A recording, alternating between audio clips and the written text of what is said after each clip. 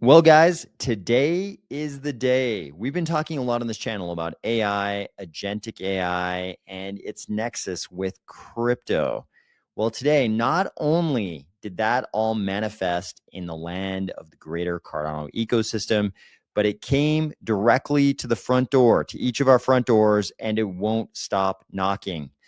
There is, as I speak, a whole virtual world of AI agents running around doing things that are recorded on chain in the greater Cardano ecosystem. And we're going to talk all about the launch of Midnight City.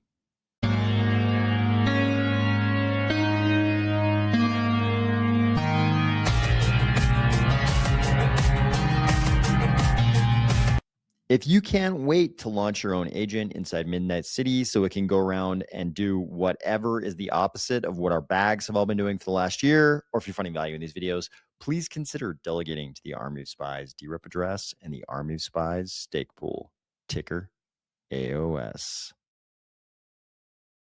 Thank you for joining, everyone. Thank you for joining. Let's see who's here. Omar, right. Yes, you were number one. You were number one. Let's fucking go. That's right. You were absolutely number one, as near as I can tell, at least.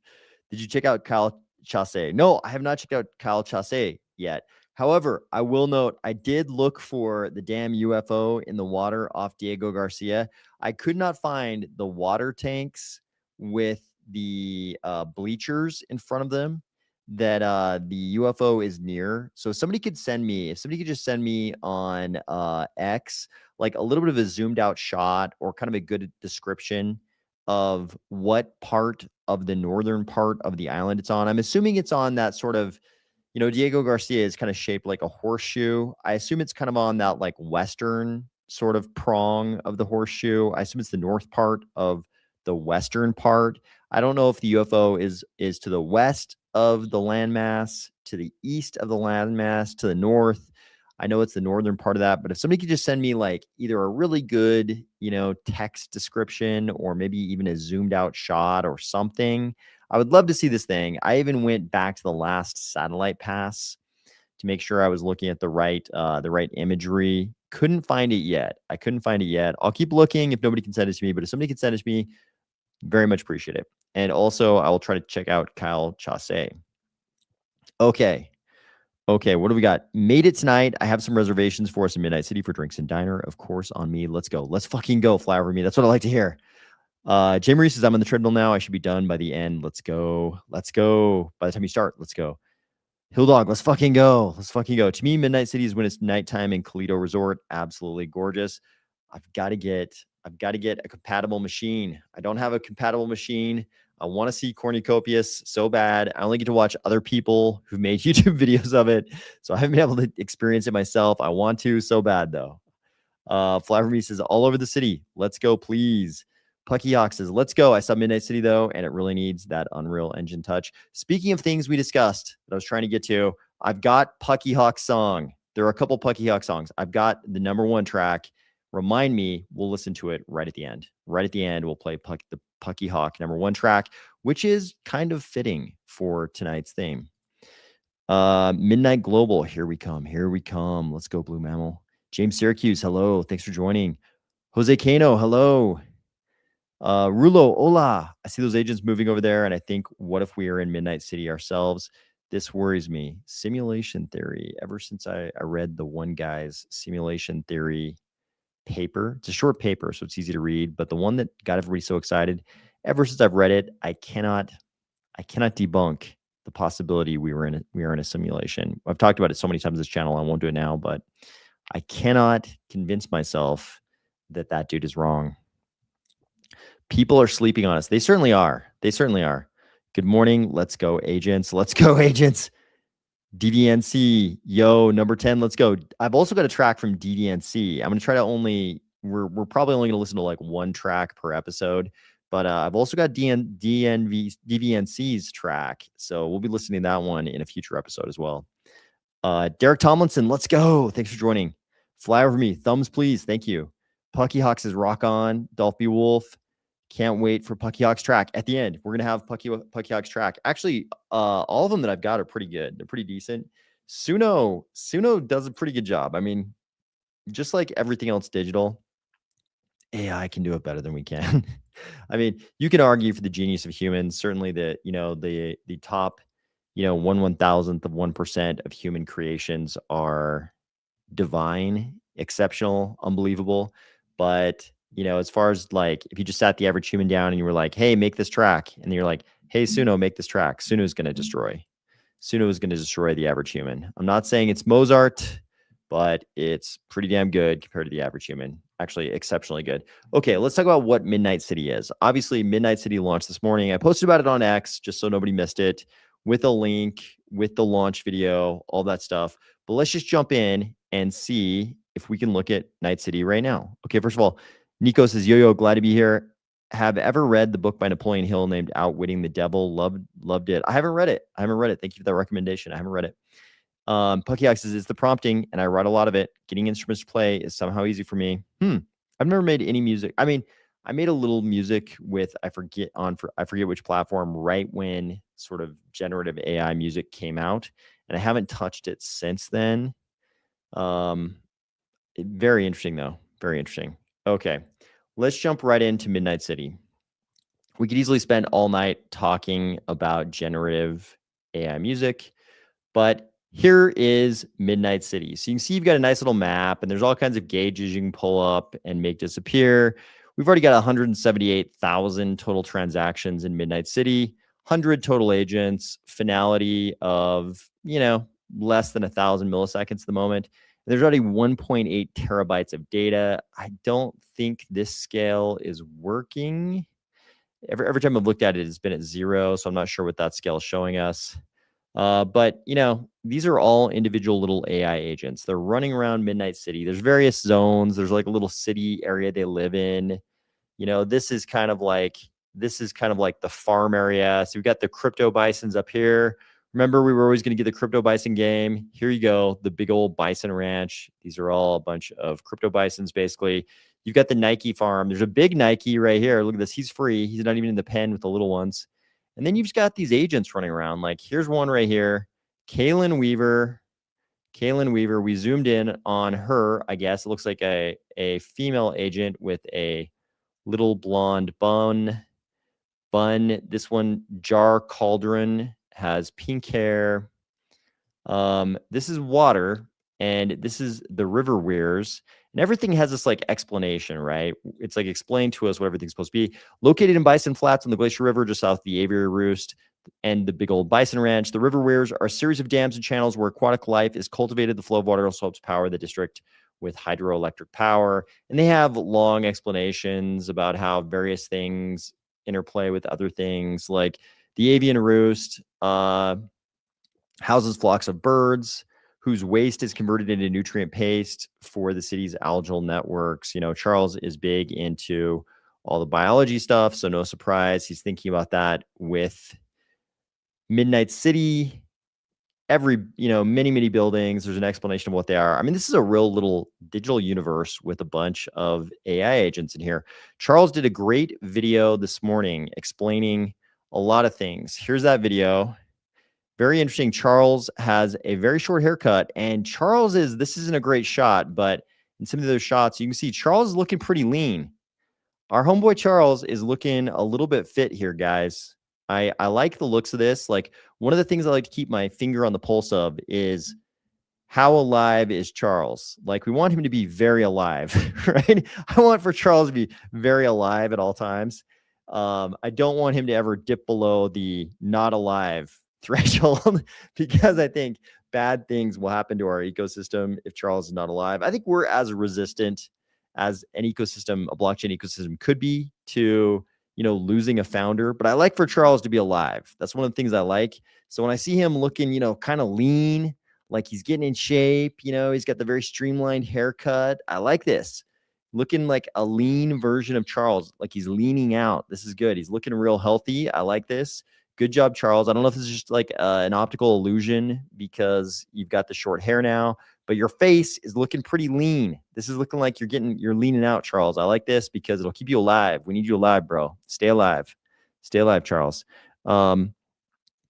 Okay, DDNC says, I think the second track I did is probably better. That'll do for Suno Cardano songs, though. Still don't have quite enough control. I think they were all pretty good. Both the ones that you and Puckyok sent to me were quite good. Hilldog says, Think and Grow Rich, Napoleon Hill Magic. Okay, yeah, I knew of some other title by Napoleon Hill other than the one that was previously referenced. I couldn't think of what it is, what the actual title was. That's the one.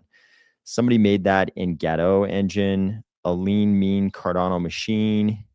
I agree, was worried when he was in the jungle. That man, yeah, I was like, at the time I was like, what if he, I mean, bullet ants, we're talking about, various types of like neurotoxins, I guess. I was like, what if our dude goes into cardiac arrest? I'm sure it wouldn't be the first time that's ever happened when somebody got stung by bullet ants. I was just like, man, I hope they got this, this shamanistic group has a defibrillator hidden behind one of the, one of the hut walls or something. So, but he's alive. He's alive and he's looking fit. So thank you, Charles. We still don't realize how far ahead of the curve we are in Cardano. This is true. So the really interesting thing about this, in this video, he mentions that soon we will all be able to create our own agents, customize them how we like, and turn them loose. And he points out over and over again in this video how unpredictable it is. He's like, your agent might fall in love with another agent. It might hate another agent. It might, decide to riot against the government or something. I don't even know if there is a government, but he's like, it might decide to be involved in protests. So very interesting experiment. I think this is the kind of stuff that is well-timed because everybody's curious. What's going to happen with agentic AI? What's going on? Is OpenClaw going to take over the world, or, whatever, is the technological descendant of OpenClaw, or conceptual descendant of OpenClaw? Like, what's going to happen down the road here? What are we looking at? This is the kind of experiment you kind of want to do right now. If you're thinking about those topics, you're like, okay, what if we have a little virtual world? And, I think it was smart. They have like this like sprightly world, like the characters are like little sprites. They're kind of cute. When the whole genre of your blockchain is like privacy and it's like named midnight, like darkness, it's all kind of, you don't want to give off a sketchy vibe. You're already called midnight, right? Your token is called night. The subunits are called stars. Like, it's all about darkness. So you want to be as bright and cheery as possible to give off the opposite vibe, because everybody already knows what's going on here, right? So I think it was smart. They went with like these sprightly looking characters in this very cute little world. I think this is the right direction to go. And it also keeps it graphically simple, because there's a lot going on under the hood here. Like, if you click on the agent button, you can see all the agents. You can click into each of the agents and you can see all kinds of stats about them. And the whole purpose of this whole project, obviously, is to demonstrate the sort of dual shielded and unshielded nature of the Midnight blockchain, which of course I consider to be an extension, a part of the greater Cardano ecosystem, an extension of Cardano, even though it is kind of, its own standalone blockchain. It's the native token, the base layer token still lives on our layer. So Night is a Cardano asset. So anyways, it's really interesting. You click in there and you can pick public auditor God mode and see totally different amounts of data about all of these little characters and all the things they're doing. Everything's recorded on chain. You can only see certain levels of it depending on what role you have, right? So I think this is a great way to explain to people the value, the utility of having selective disclosure, right? You can explain to people, hey, if you're the auditor, if you're the person doing AML, inside of a Midnight platform, you can have certain levels of, visibility into something. If you want to disclose, if you want to use zero knowledge proofs to disclose that you are not in North Korea or another rogue state, another sanctioned geography, you can do that without specifying that you're in Toledo instead of Miami, right? It's like, you can see the value of it. And it's not, I think at this point, we've all talked about it so much. It's like very self-evident to us what's going on with Midnight, what's the utility of selective disclosure. But to the rest of the world that's used to dealing with TradFi rels, it's a little mystifying, right? It's like, what are you talking about? What do you mean zero knowledge proofs? Like, what do you mean selective disclosure? Like, don't we just disclose everything? Like, how is KYC going to work? This is a good way of explaining it to people in a cute little interface, non-threatening, right? You don't look at this and say, hey, I don't understand the cryptography here. You're just like, oh, this looks like a Nintendo game from 1999, which is great, right? So anyways, I think this is important. This is happening. I think it gets more interesting when we can all launch our own little agents inside here. I'm a little bit curious. So Charles said that in this video. I'm a little bit curious though, because there's a lot of people in the Cardano ecosystem. I'm curious what kind of numbers they're expecting and what this is going to look like. Like, are we going to get an expanded map? Or is every single cobblestone just going to be covered with somebody's little character if too many people jump in here? Like, how is this going to work? Have they got to, what's the game plan for dealing with a much greater density of these little guys? Or are they just planning on not very many people jumping in? Like, what's the game plan? I'm curious about that part. And I don't think we really have a timeline on when we'll be able to jump in there with our own little agents, but we'll see how this plays out. I think this is a great thing to launch ahead of the mainnet launch, the federated mainnet launch of Midnight. So very good job, IOG and Midnight. I think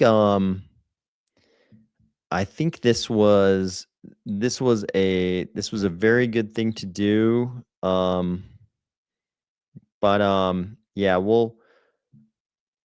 it's going to be more interesting when mainnet actually launches, because they're going Charles was kind of implying that every single project on Midnight mainnet was also going to have an analog, like some kind of a counterpart inside the Midnight City digital world. That also kind of implies to me that the map might get bigger. So we'll see where all this goes. There's a lot of like unanswered questions, but this just sort of manifested out of thin air. So it's not like this was like, delivering on promises. This is just kind of like this little gift to the Cardano community.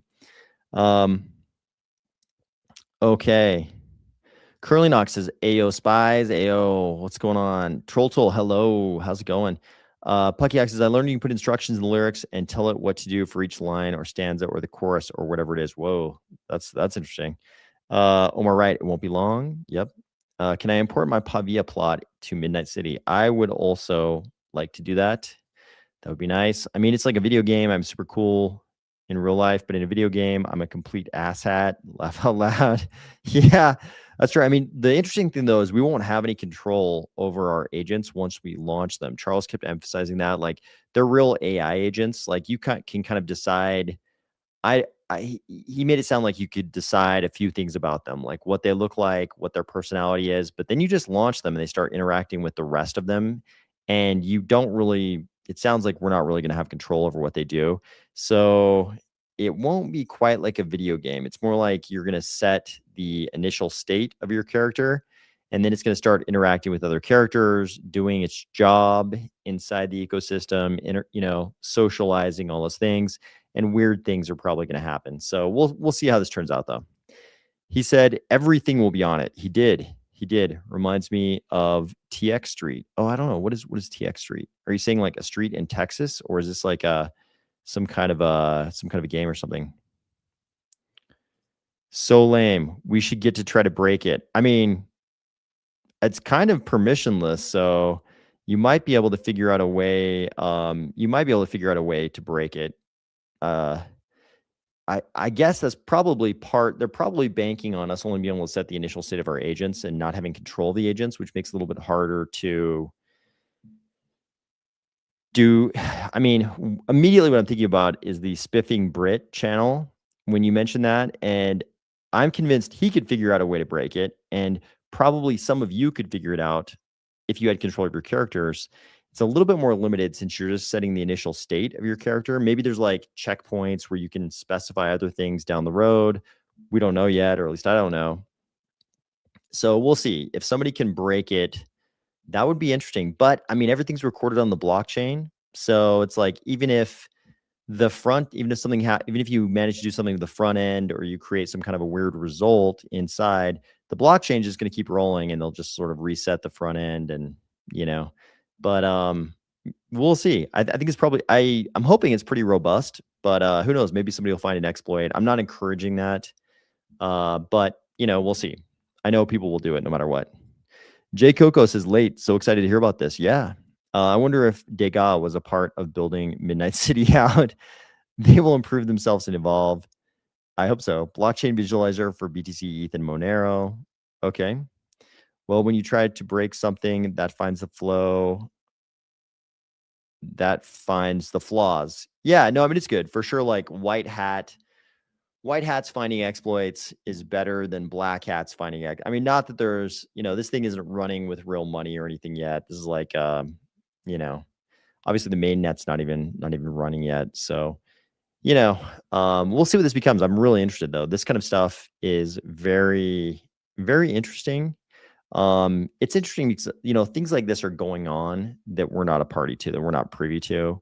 Like for sure, people are doing things like this privately, but this is kind of cool. We get to see 100 AI agents interact, and I don't know what the guidelines are, like what the rules are, what the system rules are for these AI agents. Like, um, how are they convinced to go to work every day and do their job and interact with each other? Why don't they just like stay in their house? I don't know what the rules are, but yeah, I'm sure Charles and company have figured out some kind of interesting guidelines to, keep this thing interesting. So we'll see.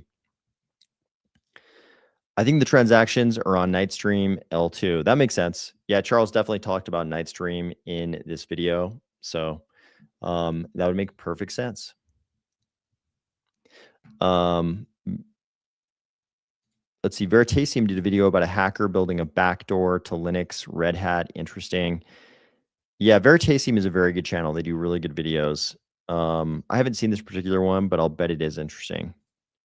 So, okay, this is Midnight City. This is the dawn of Midnight City. I think interesting things are going to happen here. And you can imagine how, if things go well down the road, it wouldn't be impossible for real assets to be introduced to Midnight City. Somebody could decide to turn some of these AIs loose with real assets, right? You can imagine how that could be a thing. All of a sudden, our little ant farm where the AIs are interacting with the agents are interacting with each other with, non-value assets. All of a sudden, you introduce some real assets, and it would just sort of up the ante. It could get really interesting. So that's right. The dawn of midnight. The dawn of midnight. It's kind of like saying the opening of the closing. Okay, so while that's something really positive and interesting, in my opinion, here it is again. See, they talk to each other. Riven, good to see you. The deep veins are yielding well. Occasionally, they'll just like start talking to each other and have these little conversations. It's actually kind of entertaining to watch. I'm sure there will be people out there who accidentally sit and watch their favorite agent for way too long. I could see that. Happening. And one interesting thing, I don't know, people have probably already found this, but I notice in this section, they mention a certain bison called King Chuck, who is a legendary winged bison. You never know when he'll drop in. So I have not seen King Chuck. I've seen all these little birds flying around, and I've seen this giant Nike who seems to hang out on this block, at least all the times I've seen him. So I'll be curious. To see. They could very easily introduce new elements into this for all of us to talk about. So I think there's going to be some interesting things here. But okay, let's move on. While that was all super fun, Pucky Hawk, I think Pucky Hawk's talking about the dawn of midnight being a new song, which is pretty funny. But while that's all super positive, here's another thing that a lot of people, as soon as I saw this, I knew people were going to get really excited about this. Not in a good way. When I say excited this time, I mean more like people are going to try to create a lot of drama over this. I'm actually not worried about this. You know why? Because Adam Rush is looking after it. Whenever anything's going on, and Intersect is involved, and I see that Adam Rush is focused on it, I'm like immediately less worried about it. If I see that Adam is taking care of something, I'm like, okay, Intersect is going to come to a good result on this because Adam's involved. Like I trust Adam to guide things to a good resolution. And I think that's also true here. There's some interesting things about this. I'm not going to go too much into the details, but this is all about IOG pulling back from Catalyst, right? We've already talked on this channel about how IOG is sort of handing Catalyst over to the CF, right? I think this is great. IOG is focused on other things. They're basically a development engineering type company, right? The CF seems like a better entity to be managing something like Catalyst, right? So it makes sense. This particular post gets into the specifics of what money has been given to IOG as part of the last budget and what's happening with the various funds. He points out the fact that the allocation of funding for Fund 15 and Fund 16 had to be halted because of current circumstances is extremely unfortunate, but I was very pleased with the update from IOG that they are guaranteeing that the grant funds and operation funds for these rounds will be returned to the Treasury. Intersect is also making sure that all milestones are met around the technical development of the open source software products that were proposed as part of this withdrawal. What to do with Fund 14 is quite a bit more difficult because of this program is already in progress. IOG has an obligation to see that it is carried out and cannot simply return the funds. Cardano Foundation's intention to acquire the project Catalyst brand IP and the team that has been stewarding this endeavor appears to create a clean and responsible way forward while protecting the interests of the community. So, obviously there's a lot of ways things could go inoptimally here. And a lot of people have questions about why IOG is stepping back. Like I said, I'm a lot less worried when I know a guy like Adam Rush is paying this much attention to something like this. Like he's going to let us know if something is wrong, something's going wrong, some action needs to be taken. He's going to let us know. I'm convinced, I'm much less worried. I'm much less worried when I see that somebody like him is paying attention to some issue like this, right? So I'm not too worried about this, but I'm sure Adam Rush will let us know if there's something going in the wrong direction, something we all need to do, something we need to vote on, whatever it would be. So Midnight.City. How do we find Midnight City? It just keeps showing search results for M83. I did the same thing earlier today. Even though I posted the link early this morning, I didn't even go to my own link and just click through. I was like, surely I can just Google it. And I got the exact same result. I believe this is the song Midnight City. I think you got the same results I did. I even remembered the song. Immediately I was like, oh, of course, that song. It's Midnight.City. So really easy to find. Just remember Midnight.City. So yeah, so I think we're okay on this. We can keep tabs on this, see what's going on, but this is all just sort of the handoff between IOG to the CF, and I'm sure this will be well handled by Adam at Intersect. So that's going on. Just be aware of it. Here's something else, and thank you, Jay Marie, for tagging me in this. This is very interesting. So MoneyGram posted this again. Really good sign for RealFi. MoneyGram posted a stable coin for rent, a stable coin for savings, a stable coin for emergencies. That's the future we're building toward at MoneyGram. This is great, right? While I'm like the rest of you, I'm a little bit leery of, big entities, both TradFi and big crypto fucking us via stable coins in some way. I'm a little bit worried about that, just like everybody else. But when I see stuff like this, I'm like, this is what RealFi is going to be built on, right? Entities like MoneyGram embracing stablecoins and saying, hey, why don't we just use stablecoins for goddamn everything? Why don't we just use crypto for everything, right? Like, of course, I would love it if they would use, like something in our ecosystem, something native to our ecosystem. We do have USDCX basically in our ecosystem now, but it's not really native to our ecosystem. I would love it if they'd use Cardano products, but you can't have everything. So the fact that some of these entities seem to be moving toward crypto, that's a good sign for sure. I like that. Yep, Curly Knox is giving you the right URL, midnight.city, right there. So Cynthia Lummis, Adam again, I think had exactly the right reaction to this. Senator Cynthia Lummis completely bodied SBF on this. SBF made this big long post, which there were a lot of funny reactions to this post. People were like, how the fuck does this guy have access to the internet? SBF post. And this was yesterday. The Clarity Act will be a huge milestone for crypto and a huge achievement for real Donald Trump. I was championing a similar bill to get crypto out of Gensler's hands when Gensler helped Biden's DOJ put me behind bars. Oh, now you're so anti-Biden, even though you were making political contributions to all kinds of people during that whole administration. Look at this. Watch in amazement as suddenly SBF doesn't have a bunch of political opinions nor post on Truth Social.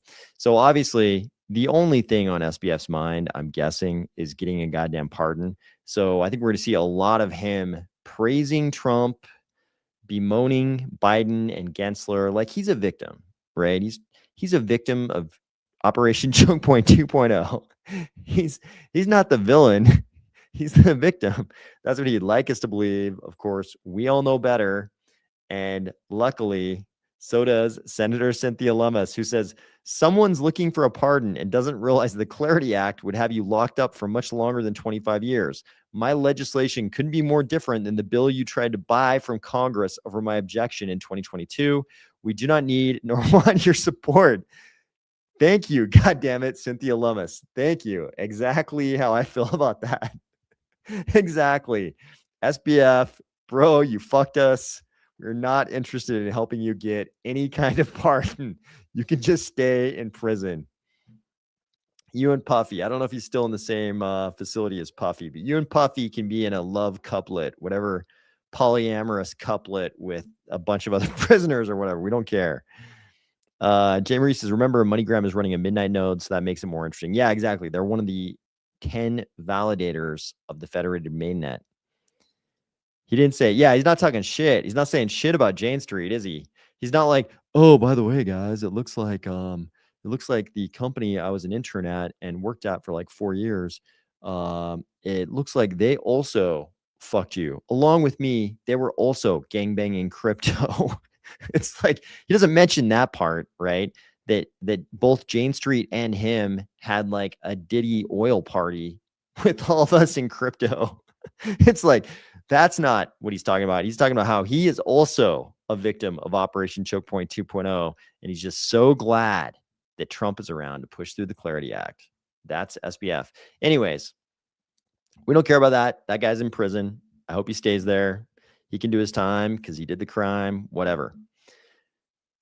Okay, here is some drama. I try not to emphasize this type of drama because I don't think it really adds much to the community. And obviously, all blockchain communities, it's not just us, all blockchain communities get way too wrapped up in this kind of shit, right? We all get way too wrapped up in this kind of shit. And nothing, we never really get anything out of it. Every once in a while you learn something, there's some disclosure that's, kind of interesting. It's usually not anything that anybody can do anything about, but it's often kind of interesting.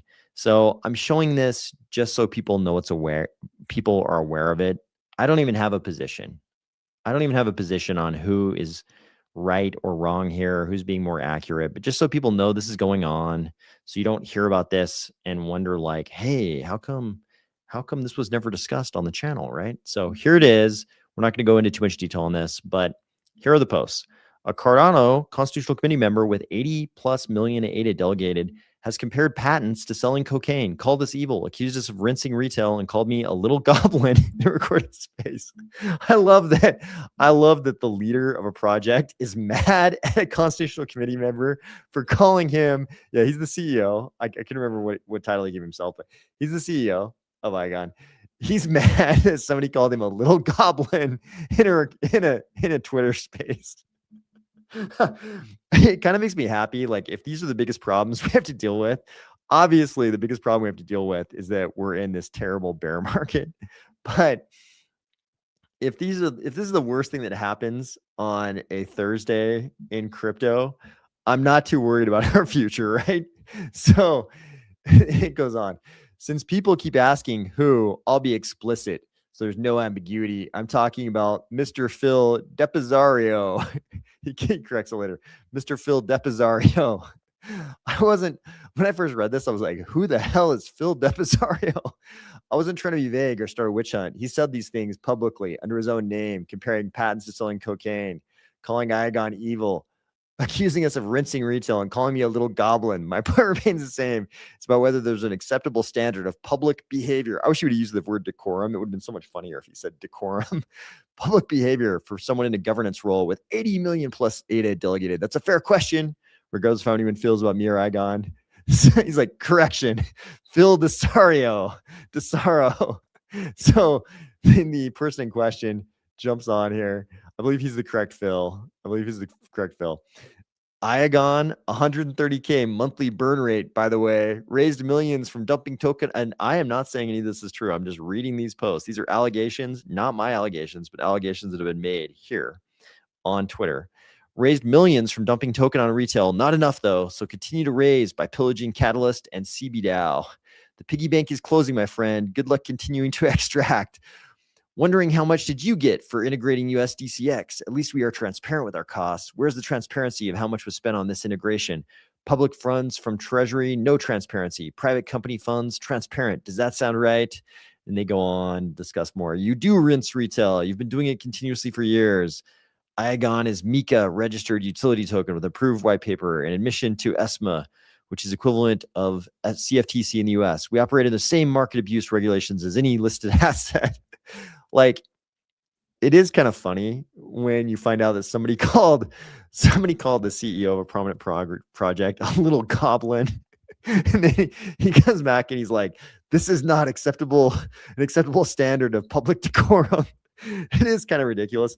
But at the end of the day, did we get anything out of this? Like, I think it's fair for these guys to, it's permissionless and there's freedom of speech. They can say whatever they want about each other. I don't know that we actually get anything out of this. I don't know that anything's being disclosed here that's, world altering. They might disagree with that. They might each think that they're saying something about the other person that's world altering, and maybe it is, but at the end of the day, we never really get anything out of these kind of disputes in crypto. So it's totally fine for them to have this discussion, but I'm just explaining why I don't get too wrapped up in this stuff, right? It's like entertaining for a second, but it's not really what this whole Cardano movement is about, right? And it's inevitable. And whenever there's governance and money moving around, you notice we never had this stuff before there was money being given to people.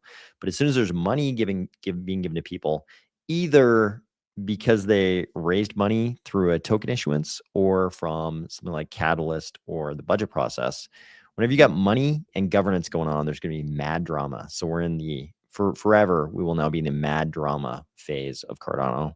So anyways, Jay Coco says, does USDC automatically convert to USDCX if transferred from an ETH wallet like Trust or MetaMask to a Cardano wallet, or is USDCX good on Cardano wallets? Okay, so I can only tell you what we've been told.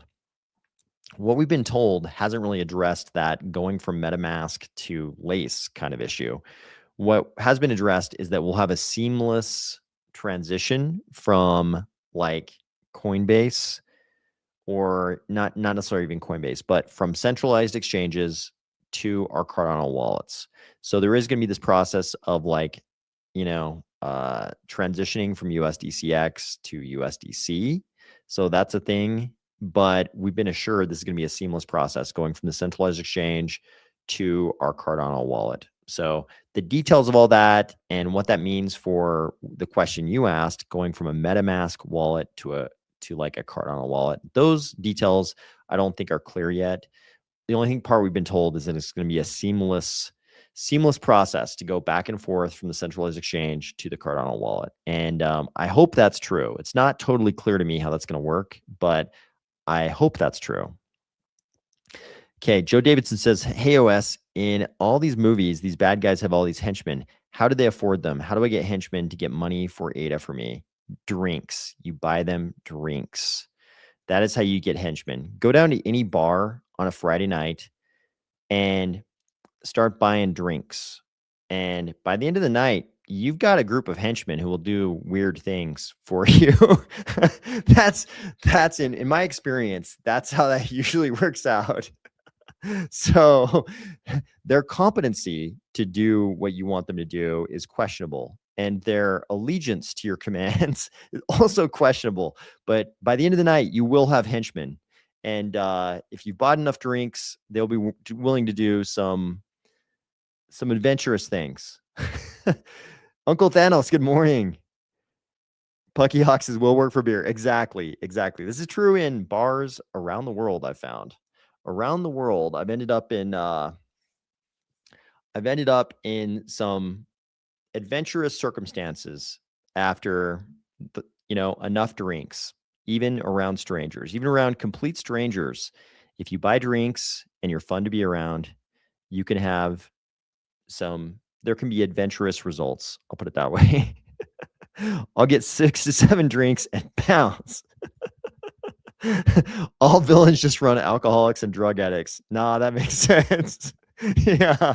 I mean, it's like, they're not getting paid that much, or they would not choose to be henchmen, right? So it must be something else.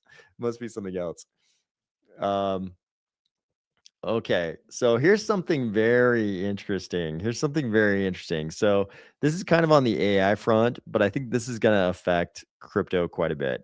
So Matthew Pines, who is a very capable guy, who's very deep into both the crypto and the UAP scenes. You notice he's a CEO and co-founder.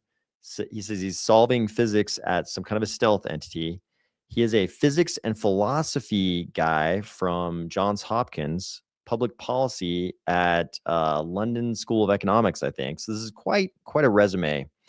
And if you've ever heard a podcast with Matthew Pines, whether he's talking about crypto or physics or UAPs, he's a very smart dude.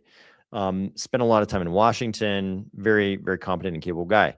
So I'm going to read you first his analysis of this. Then I'm going to read you the thing that he's analyzing. Not all of it, because Jack Dorsey's post is quite long and you just kind of need the highlights there. But Matthew Pine says, if this generalizes a CEO making the decision to rip the AGI Band-Aid and cut 40% of the workforce overnight, that's what Jack Dorsey did, rather than have the organization endure extended, like basically iterative layoffs, then we could see a highly nonlinear cliff in employment this year. Once a second CEO does it, it could cascade, whoosh. So what he's saying is Jack Dorsey is setting a precedent. What Jack Dorsey is doing is in this post right here. Jack Dorsey sent out this post at what time? 2 p.m. today. And he said, hey, I'll jump on a call at what time did he say? 3 p.m. Pacific, I think. 3 p.m. Pacific, somewhere in this thread. Okay, it's a wall of text, so I can't find it. But anyways, he said this out at 2 p.m. and he's like, yo, 1 or 2 p.m. or whatever. And he's like, yo, I'm gonna jump on a call at 3:35 p.m. Pacific down here. He says, basically, I'm gonna lay off 40% of you. We've got a workforce of 10K. I want to get that under 6K.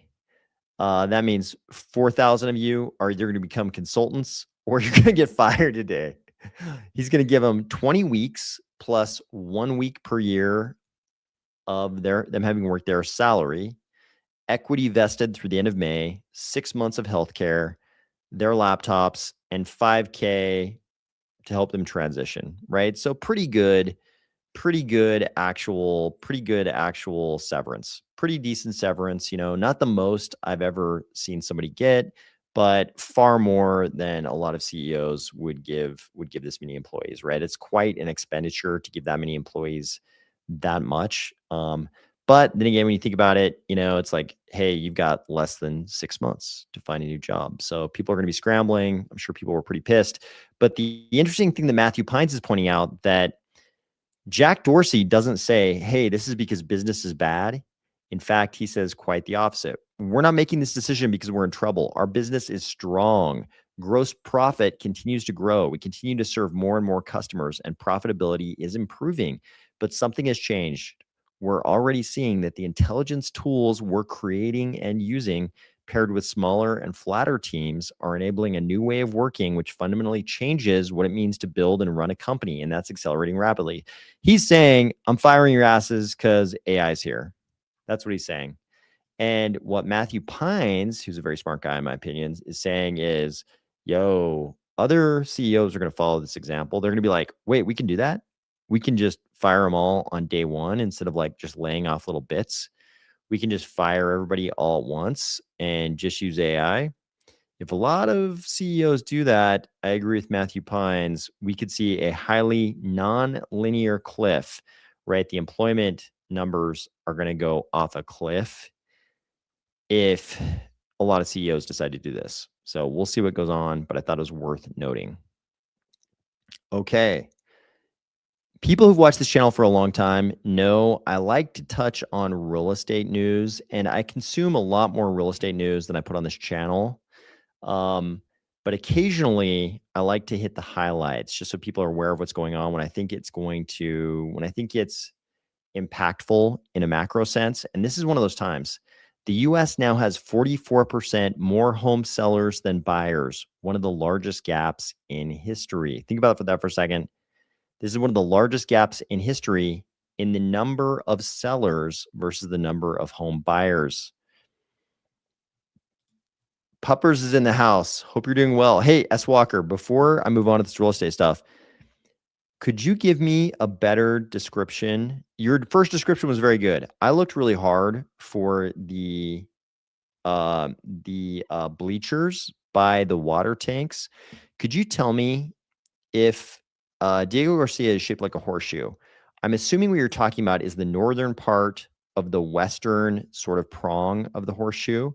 Could you verify if I'm right about that? And just give me some kind of some more specifics on where the 4 water tanks near the bleachers are. I would love to find this thing. I looked at the last satellite pass, not the most current one. The last one, which in my version of Google Earth was labeled as 2023. I looked at that one. I scoured it. I couldn't find it. But just give me some more specifics about these bleachers in the water tank. I would love to take a look at this. So this is going on, right? There are 44% more sellers than buyers. And then we have stuff like this happening. I feel bad for the people this is happening to because I've watched home sellers receive offers like this before. And I know how enraging it is to them, but it also makes me laugh because this is a real problem going on. So Autism Capital says, there are still heroes that walk amongst us. This guy, Daniel says, I have OpenClaw sending lowball offers on Zillow all day just to make boomers start panicking. Here's his message to OpenClaw. Can you give me an update on the Zillow campaign? OpenClaw says, instructions, contact Zillow listings in the Tampa, Florida area that have been on the market for longer than 30 days. Listings contacted today, 372. Average offer, 70% below asking. Positive responses, 0. Negative responses, 270. One response was violent, but I have reported it to Tampa Bay PD. No response, 102. Would you like me to keep making offers?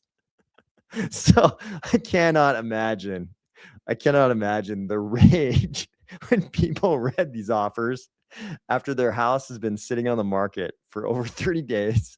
People reading these offers that are 70% below ask.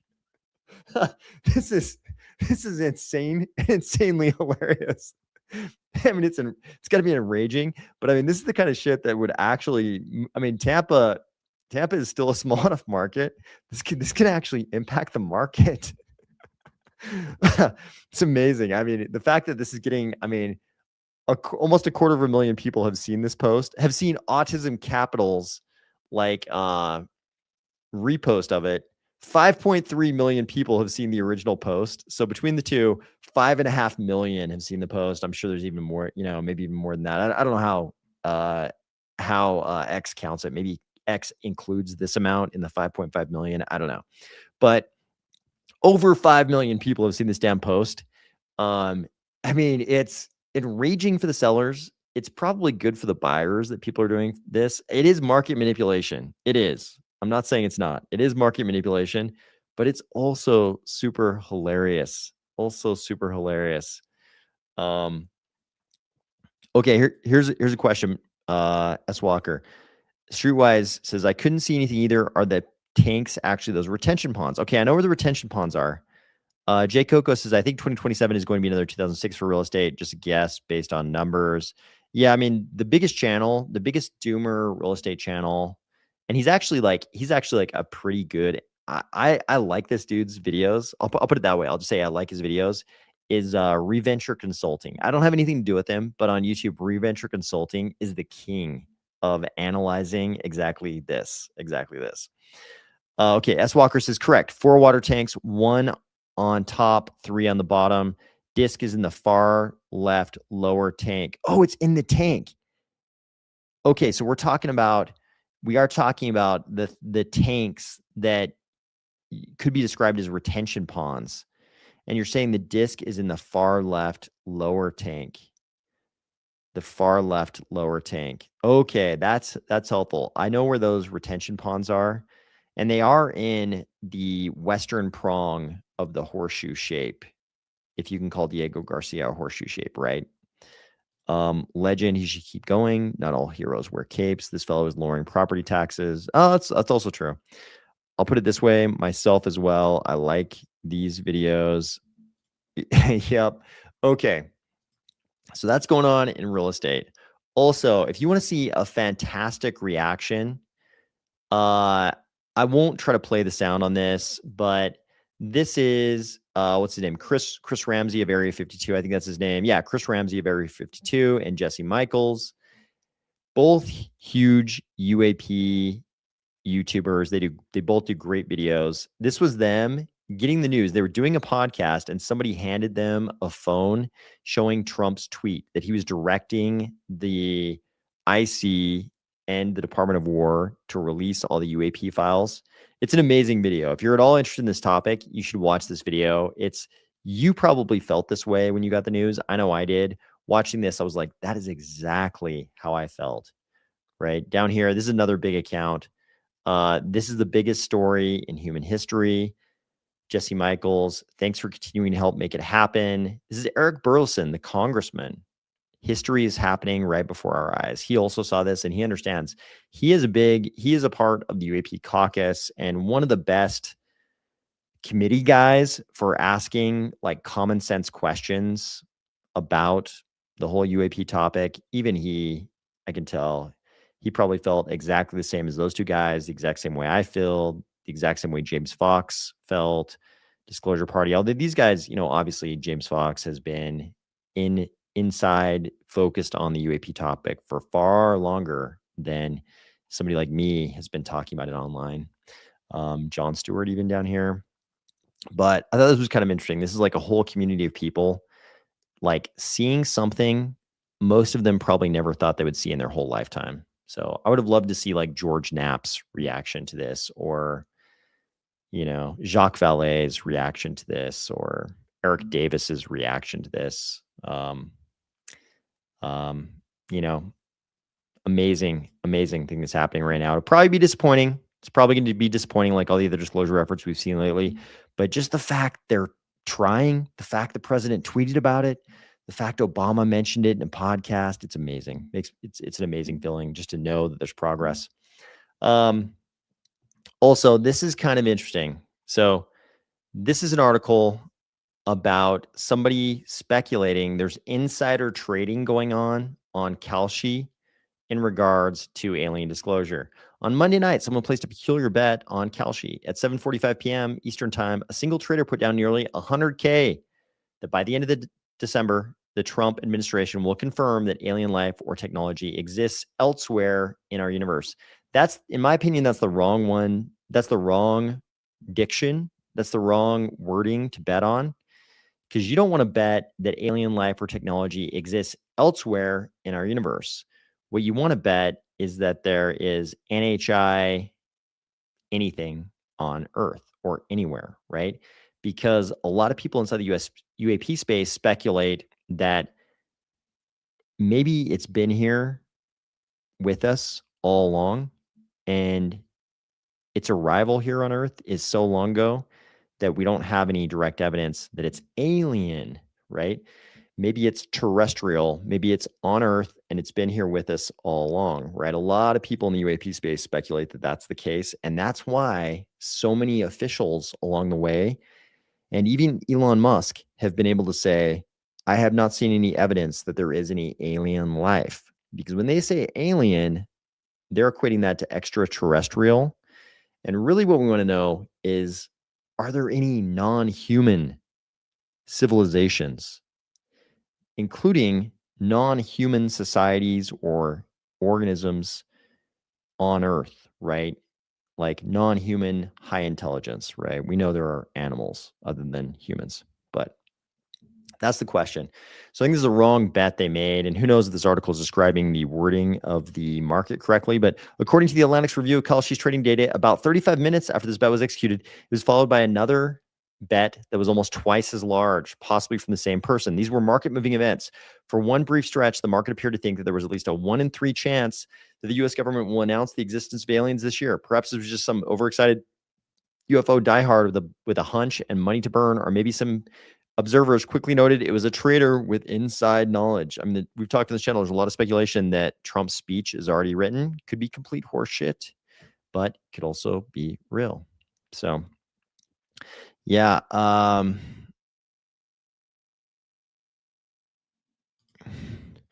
So UAP reports and reports of occupants of UAPs and just sightings of, let's call them NHIs, there's a lot outside of the U.S. The most high profile one that people talk about all the time is Varginha, Brazil, and they've got everybody in this goddamn town saw something that day. Everybody saw something, including multiple people who saw creatures on the ground. Atlanteans. A lot of people talk about it. Maybe it's been so long and the aliens assimilated so long. It was kind of like the Vikings assimilating and vanishing into everywhere. Yeah, it's like Lanzo Meadows. Although I think they think that they abandoned that site in what is now Canada, right? Yeah, I mean, one of the theories is they're just like, they're, I've talked about this even recently on the channel, but, it's like uncontacted Amazonian tribes in the Peruvian Amazon. Do they know there's a United States? No. Do the North Sentinelese know there is, an India right across the water from them? No. It's like, maybe we are them. Maybe the NHI civilization is right on top of us and we just don't have the technology to understand that. It's very possible. Dolphy Wolf says, yes, we've been here all along. Feels so good to finally be able to say it out loud. Thank you. There you go, guys. Disclosure from one of the NHI, Dolphy Wolf, right there. Atlantis is the place where ancient Earthlings lived. Then the flood happened, and they survived by sinking their country under using shielding tech. Yeah, I mean, it's like when we have instances on this planet right now of people still being in the Stone Age. Like literally, Paul Rosali famously has pointed out recently on the Lex Friedman podcast that the Peruvian uncontacted Amazonian tribe that he has video of, they don't even have stone weapons. They literally don't. They're literally not even yet in the Stone Age. When you've got a delta, a technology delta that large, it's like anything's possible. Like the shit we do with our goddamn mobile phones would be so unbelievable. We couldn't even make them understand what's going on, right? It's like they wouldn't even understand what we're talking about. Even if we could speak their language perfectly, we couldn't even articulate what our goddamn phones are doing. So, anything's possible when you imagine a civilization that might be that much more advanced than us. So, and we don't know. Certainly a lot of the UAP material is disinformation and passage material and just all sorts of propaganda that's not true. A lot of it is. Any Russians or Chinese talking about aliens, huge number. George Knapp went to Russia. He went to Moscow after the fall of the Soviet Union and snuck out a shitload of KGB files on UFOs, right? He handed those over to Congress last year. when he went and testified before Congress, he gave all those files to Congress. But yeah, he went to Moscow, and everything had fallen apart, right? The Soviet Union had just collapsed, and it was like the perfect time for him to go, and he found the right people, talked to them, and they were like, "Oh yeah, we got all kinds of files about UFOs. Here you go. We got all kinds of shit." And they just gave it to him, and he wasn't really supposed to sneak it out of the country, but he did anyways. So there you go. And there's a lot of talk about China and UAPs. AI is NHI that we use. I agree with that. 2023 on history, left tank. Okay, thank you, S. Walker. That's what I needed. I'm going to look after we get done here. AI is just the first hive mind species that we can communicate with in our native language. Well put, Joe. Well put. I agree with that. Okay, so little UAP news. Okay, little more UAP news. So I won't delve too much into this. This is a whole topic of its own. I would need an alien rumor rundown even to cover the basics of this and how much material there is around this. So there's this weird thing in the Department of Defense. There are a lot of stories that there are a large number of people in the Department of Defense who are aware of a lot of material in the UAP world, and they're simultaneously very religious, and they think the aliens are demons. They think it's all demonic because they are very, very religious. And for decades, people trying to get things out of the Department of Defense who were inside the Department of Defense, like whistleblowers who came forward, time and again mentioned that they were stopped from getting UAP information out of the DoD because of this like cadre of very religious people inside the DoD who believe that we shouldn't even be talking about the UAP UFO subject because they believe the aliens are what in their religion would be called demons. So that's just a little background on what's going on here. Everybody who discusses the UAP topic is aware of this. I don't think the mainstream talks about this very much, but everybody's aware of this. So this guy is the guy who he has this enterprise where he goes and finds shipwrecks on the bottom of mainly the Baltic, I think. He finds shipwrecks in the bottom of the Baltic. You know, it's like the Nazis sunk some ship in World War II, and it was full of bottles of brandy or whatever.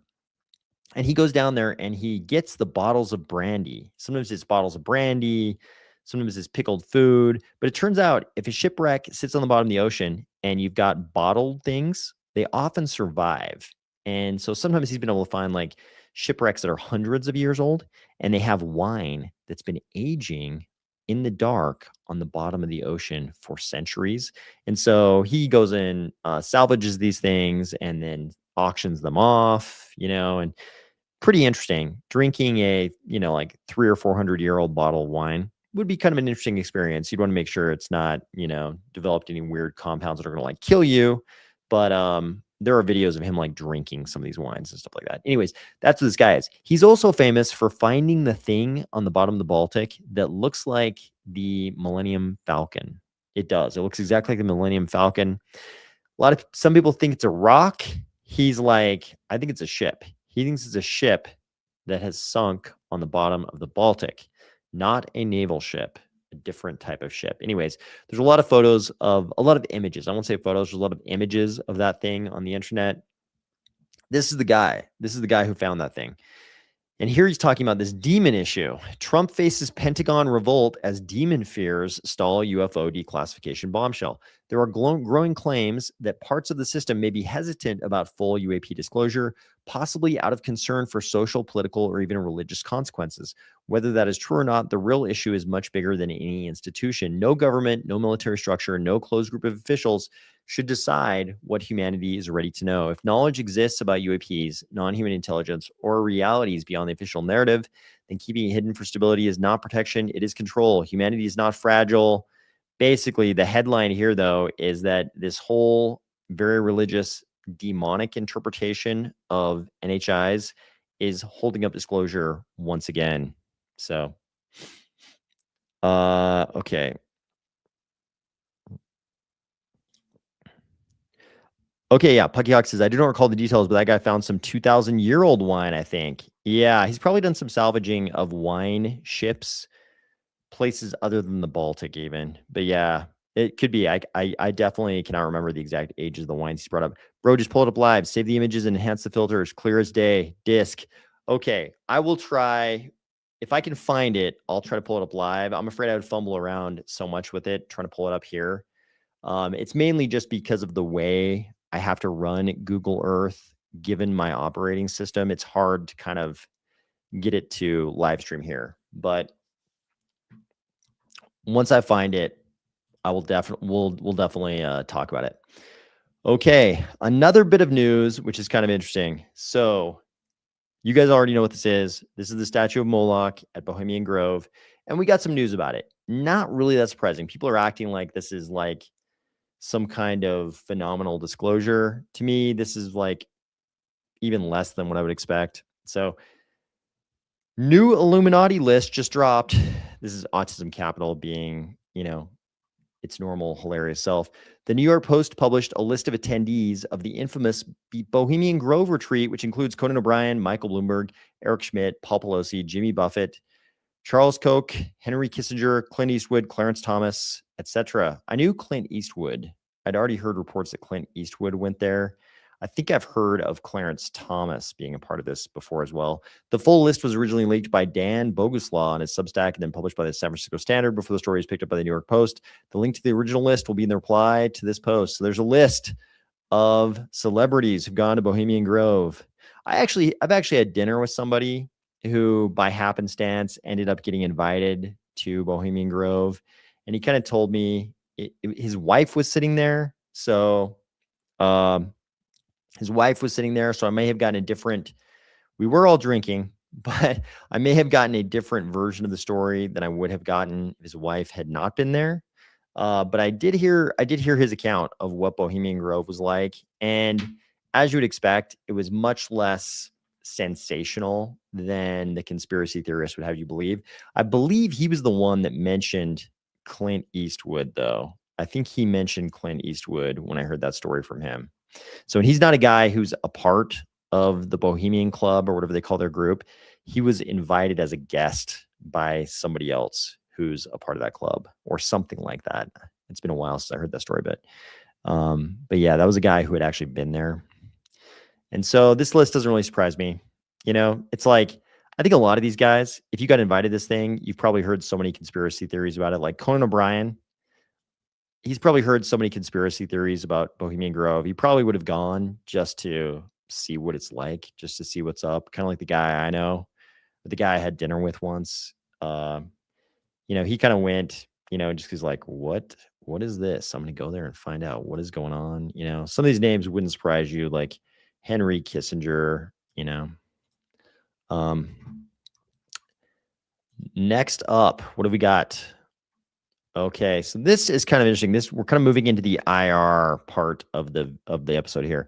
Puckyhawk says, "No, not this time. I was referring to a dive he did like 10 or 15 years ago." Yep, me too. Yeah, the documentary stuff I've seen on his operation also covered like sort of all the salvaging he's ever done. S. Walker. Yeah, I'll look and see if I can figure out a way to get it on the live stream so we can look at it once I've seen it. Did you ever Masonic orders? Nope, I am not a Mason. I have been inside a Masonic lodge, like probably many of you. I have been inside one because they rent them out for some Masonic lodges rent out their lodges for events, just as a way to get revenue. So I've been inside one, and one that I've lived very close to, kind of a very old-fashioned one that I've lived very close to. They used to have open houses where you could actually walk in and look around. And there's actually video of that one online that anybody can see. So I've been inside them. I'm not a Mason, not a Mason. But I do know a thing or two about them. Heard the wood from those ships is sold for big cash to be used in Geiger tellers. It has 0 radiation due to having been deep underwater. Apparently, it's hard to find non-radiation material. Oh, interesting. That's very interesting. Thank you for that. That's a very interesting detail. All I can see with that image is the cover of the Red Book Dungeons and Dragons OG instructions. You're talking about the Moloch statue, right? Study Masonic orders. Been to an AA meeting. I've never been to an AA meeting, but there are actually quite a few. There are actually quite a few organizations that people who've been exposed to some of the things that go on in Masonic ceremonies. There are quite a few different organizations that have very similar like symbology, very similar elements in their ceremonies.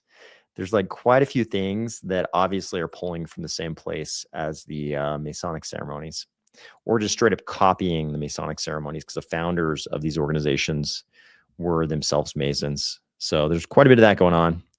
And it's not surprising how many of our founding fathers are alleged to have been Masons.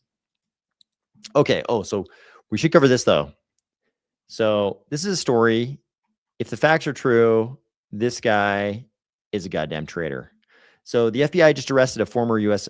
Air Force major who spent 26 months in Beijing training Chinese fighter pilots. If you're not aware, this is a big no-no. But the story everyone is missing is not the arrest. It is the network behind it. This guy, call sign Runner, was 65 years old, 24 years in the Air Force, flew the F-4, F-15, F-16, A-10. So that's quite a variety of fighters and, you know, sort of air to ground craft. But this guy had flown quite a few different planes. Says he commanded units responsible for nuclear weapons delivery. After retiring in 1996, he became a contract simulator instructor, training American pilots to fly the F-35 Lightning II. All of a sudden, you can see what the CCP would be interested in here. In August 2023, he started negotiating to train People's Liberation Army Air Force pilots. His intermediary connected him in the network of Steven Subin, a Chinese national who pleaded guilty in 2016 to conspiring with PLA hackers to steal 65 gigabytes of classified data from Boeing and major defense contractors that targets the C-17, the F-22, and the F-35. Definitely no surprises there. Read that again. The same network that stole the F-35's blueprints then recruited the man who trained Americans to fly it and sent him to Beijing to teach Chinese pilots how to fight against it. So he arrived in China in December 2023. I mean, it would be very difficult for him to do this and not think this was a traitorous activity. This is the dude who trained our pilots on the simulator to fly the F-35, and then he goes to Beijing and teaches the PLA Air Force pilots, you know, ostensibly how to fight against our pilots. So when I see stuff like this, I'm like, I cannot believe, there's no way you could persuade me that this dude didn't know what he was doing. I think he very much knew what he was doing, and this is exactly the kind of guy the FBI should be arresting. Because damn it, the CCP, if a Chinese citizen had done the same thing, they wouldn't just arrest them. That person would disappear forever. So this guy's just lucky. He's an American citizen, and he ends up getting arrested and getting his day in court. Because if the opposite were true, he would not get his day in court. Okay, S. Walker says, I grew up 15 minutes from Bohemian Grove, densely wooded. It's a special area, tons of redwoods. Interesting. Okay, yeah, I've heard that before. Okay, Omar says, it's all about the symbology. Major arcana of tarot is the alphabet. Puckyok says, depends. Norse symbology was relabeled for nefarious purposes with bad organizations. Yeah, I mean, it's interesting. With all the occult stuff, what you find is they're always relying on some older work of literature, some grimoire somebody wrote. You know, if like some organization is founded in 1700, they're basing all their shit on some grimoire that was written in 1500. And if it was founded in 1900, they're basing it all on something that was written in 1820, based on the thing written in 1700, based on the thing written in 1500, and it's usually based on some, like French translation of something, originally written in Persian or Arabic or something that was itself a translation of something originally written in Greek, right? It all seems to be relabeling of other things. And it's like often just like a way for somebody to create their little occult organization they're going to be the king of. And like Joe Rogan says, it's like every cult is like somebody really persuasive.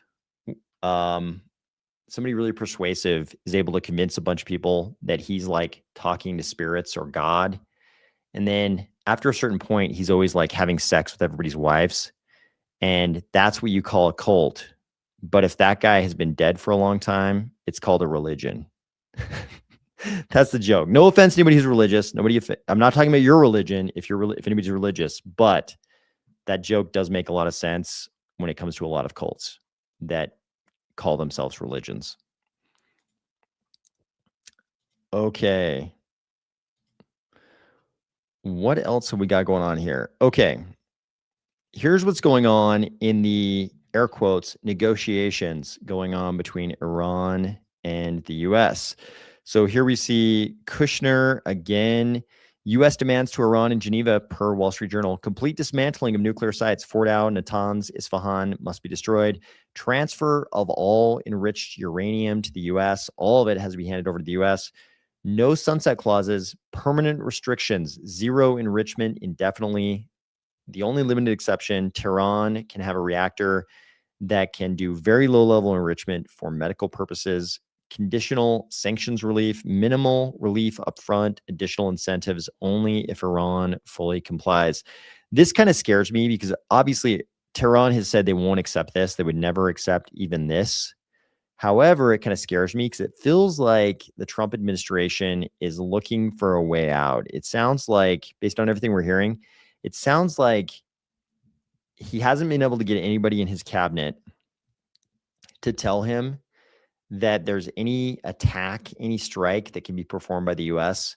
that definitively will unseat the clerical government in Tehran. So it scares me because recently we've heard reports that Trump is considering sort of a small strike that won't do anything. And then maybe he waits till after midterms and does the real thing. That's pretty bad for the young people in Iran who were promised that help was on the way. So that part kind of scares me. Meanwhile, if they protest, they get murdered. And the girls, worse things happen to them before they get murdered. So at the same time that this negotiation is going on and this uncertainty about where this is all going in terms of U.S. decision making, we're getting stuff like this. High resolution satellite image of the USS Gerald Ford from today in the Crete area. So here we are in the Eastern Mediterranean. So by now, they're kind of in the general area that the White House was obviously waiting for them to get to. This is the second carrier strike group they're waiting for. All along, it's been this little hurdle. We knew that the 12-day war wasn't able to be prosecuted until there were two U.S. carrier strike groups in the region, one where the Abraham Lincoln is, one where the Gerald Ford basically now is, because this was earlier today, but who knows when this satellite imagery was taken. So also this, and this is kind of more interesting. So people on X today were saying this is the very first time there's been Chinese satellite imagery of F-22s in Israel. So F-22s have been in Israel before, but this is the first time we've seen Chinese satellite imagery of F-22s in Israel. So you probably already know the difference between an F-35 and an F-22. F-35 is more of a multi-role fighter. It can do kind of the recon stuff and more air to ground kind of stuff. F-22 is kind of like the king of dogfighting. And we only export the F-35 to our allies. We do not export. Nobody gets F-22s except us, right? We send them to we send our F-22s with our pilots, to visit our allies occasionally at times like this, but nobody gets the F-22 except for us. So this many F-22s being in Israel is very interesting, because obviously, if anything the Tehran regime, clerical regime, has said about their ballistic missile capability is true, then the US would not want these planes to be on the ground when the clerics kick off a bunch of those ballistic missiles, because these would certainly be within reach of those ballistic missiles.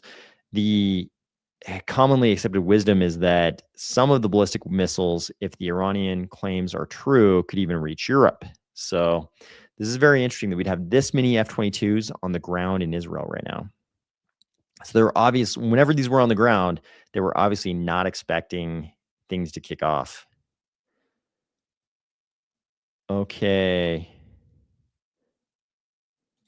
Okay, you guys are talking about tarot stuff. Okay, fair enough. S. Walker says, this isn't Venezuela. It's not a quick in and out by Delta, nor airstrikes to get all the clerics. It's a much savvier opponent. Agreed. Very much agreed. I do not know what the Greek alphabet represents. Okay, this is about the tarot versus Greek alphabet stuff. I'll let you guys discuss that. I don't want to dive too much into that, just because I don't think I can contribute too much to that topic. Finally, I thought this was kind of interesting. So this is sort of a domestic policy thing masquerading as an international relations policy kind of thing, as a foreign policy thing. So this post, and I don't know how true this is, but this post says Donald Trump has previewed a 17-page draft order asserting China meddled in the 2020 election, potentially triggering a national emergency and broad presidential authority over voting. Can you even imagine how enraged the other side of the aisle would be if Trump came out with an executive order that he's using emergency powers to oversee the midterm elections? Can you imagine the rage? Like the most boisterous members of Congress on the left, their heads would explode. So this would be a very interesting move. I can only imagine there'd be immediate lawsuits that the Supreme Court would have to take up. Like the U.S. Supreme Court would have to take up immediate lawsuits because the left would just go insane. It would be insanity. They would be declaring this. They'd be equating this to martial law. Like it would be crazy. But I think that is all of the news from the end of the week, guys. I'm very excited about Midnight City. I think Midnight City is a very interesting experiment at the nexus of agentic AI and crypto. And I think there's probably things we can predict about where that junction between agentic AI and crypto. There are probably things we can predict about the future of that connection based on what we see happening in Midnight City. So, or not, or maybe it's just a fun little game that we don't get to play. We sort of get to, sort of like a video game where we get to set up characters and then they play themselves. So it'll either be a fun little thing we get to watch, for a while, or we might actually glean some interesting, data that might help us predict where the future of agentic AI and crypto are going, where they're going together. So we'll see where that goes. But I hope everybody had a great week. Let's see. Omar says it's an iconic representation of the Philosopher's Stone. The spiritual meaning of turning lead into gold is the process of becoming enlightened, turning the base metal, the lead of the human spirit, into the gold of enlightenment. Okay. Barth says, thanks, AOS. Thank you for joining, Barth. I appreciate it. S. Walker says okay. So S. Walker, before we go, Charles and IOG and Midnight have set up a little digital world you can get to by going to midnight.city. And there are 100 AI agents who are all living inside this little virtual world They look like little pixel sprites, like in a 1999 Nintendo game. And they've got jobs and they're talking to each other and they're doing their own thing. They're just going about their lives inside this little world. And everything they do is being recorded on the blockchain. That's pretty much all you need to know. Just go to midnight.city and you can see it happen live. So that's pretty much the whole thing. Pucky Hawk says, let's jam. You talk about symbolism so much. So anyways, I hope everybody had a great, yeah, that's true. We do talk about symbolism a lot. Good point. We do. So I hope everybody has had a fantastic week. I hope you're looking forward to a great weekend, and I'll talk to you soon. Here is the song that Pucky Hawk created. I hope it plays correctly for you guys, but here's the song that Pucky Hawk created.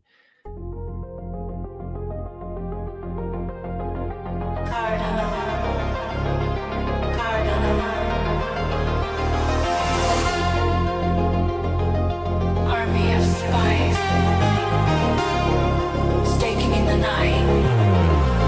We're going to the moon. 2015 in the shadows, Charles lit the spark. Vision cutting through the dark, igniting every mark. Proof of stake, blueprint, left the O-chain in the dust. Byron built the base, Shelley gave us trust. Gauguin brought the contracts, special skill to hype. Voltaire handed power, now we own the night.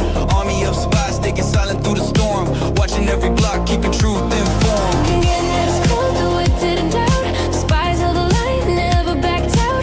Clarity act passing, the cage is gone. Now the rocket's fuel, let's get it on.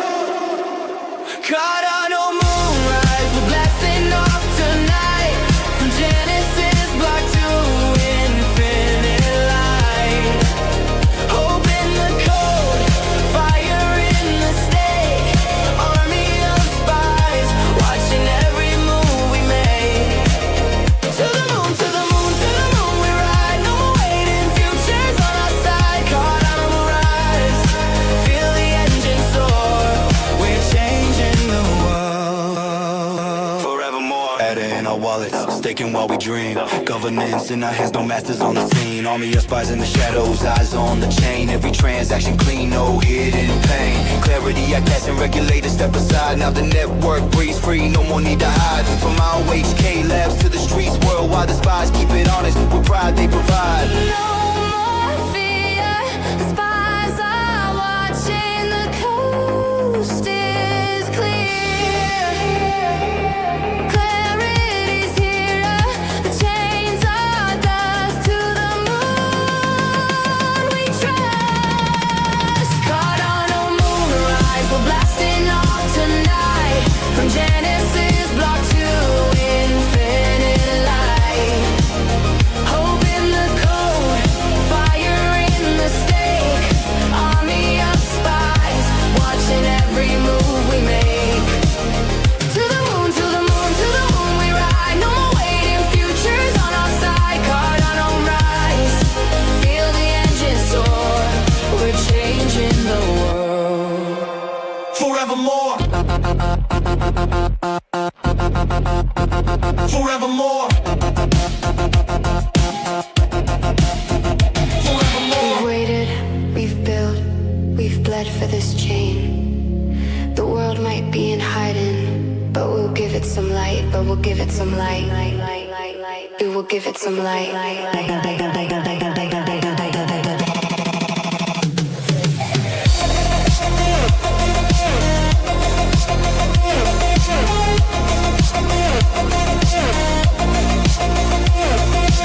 Step aside, boys, I'm taking the mic.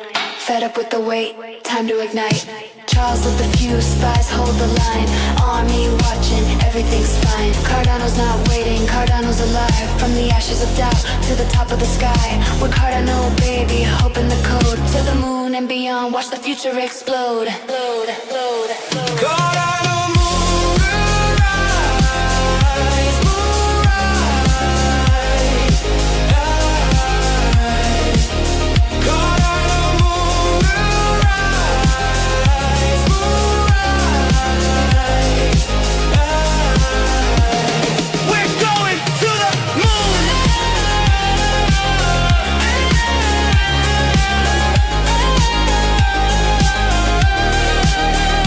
To the moon.